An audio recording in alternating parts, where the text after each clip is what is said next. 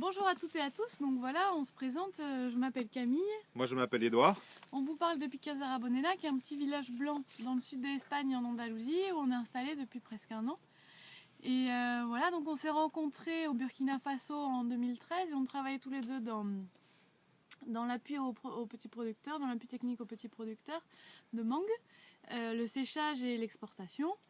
Et après plusieurs années passées là-bas, en Afrique de l'Ouest, on a décidé de se rapprocher un peu de notre famille et de nos amis et de créer une ferme en agroécologie. Pourquoi est-ce qu'on a choisi l'Espagne? Donc l'Espagne rassemblait plusieurs points qui étaient importants à nos yeux. Tout d'abord, j'ai grandi ici, donc pour la langue, pour la culture, pour les relations, les amitiés, l'Espagne avait quand même un grand point positif. Deuxièmement, grâce à son climat, l'Espagne nous permet de produire des cultures qu'on ne trouve pas spécialement dans le reste de l'Europe, comme des avocats, des mangues, des agrumes, citrons, oranges, des goyaves, des anones et forcément des oliviers et de l'huile d'olive. Donc c'était un deuxième point qui nous paraissait important, c'est de pouvoir produire des produits qu'on ne trouve pas forcément dans le reste de l'Europe. Et le troisième point, c'est par sa proximité avec les autres pays d'Europe, ça nous permettait de pouvoir distribuer nos produits directement aux consommateurs en ayant un impact limité sur l'environnement pendant son transport.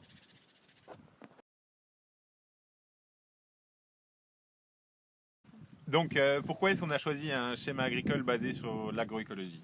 Oui, il est reconnu aujourd'hui qu'il y a de plus en plus d'agriculteurs et d'éleveurs qui s'en sortent pas et qui font faillite.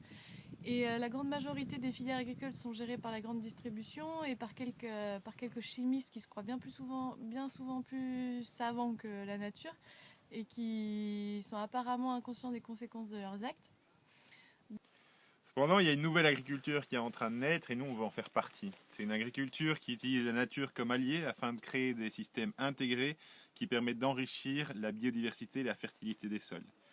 Donc par sa taille, cette agriculture permet de mieux gérer ses fruits pour ainsi mieux les transformer et puis les distribuer directement aux consommateurs.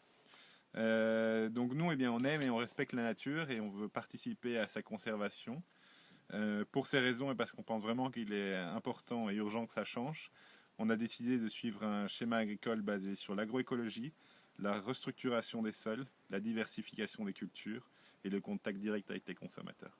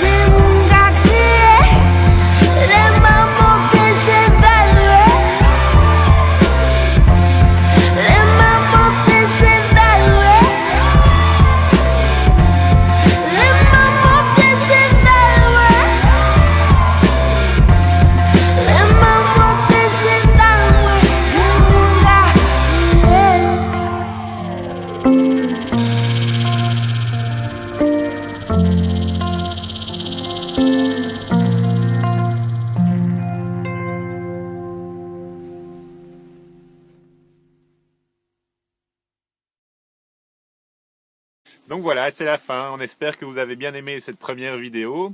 Avant de vous laisser, on voulait vous préciser, pour ceux qui ont pu goûter notre huile, qu'il est possible que vous trouviez des petits résidus dans le fût. C'est normal.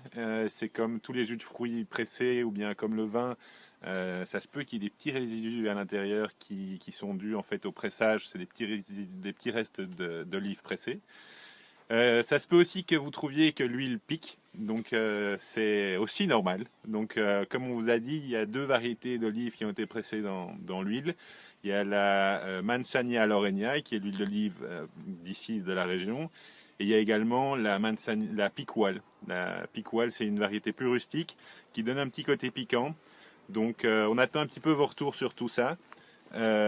Pour que l'an prochain, eh bien, on puisse ou bien filtrer l'huile, si maintenant vous n'avez pas aimé d'avoir des petits résidus dedans, on peut plus la filtrer, faire la décantation pour éliminer ça. Et on peut également jouer un petit peu avec les quantités de picoal qu'on presse pour avoir une huile plus ou moins piquante. Donc on attend un petit peu vos retours sur tout ça, et puis on espère vous dire à bientôt. Ciao, Allez, ciao! ciao! Bye bye!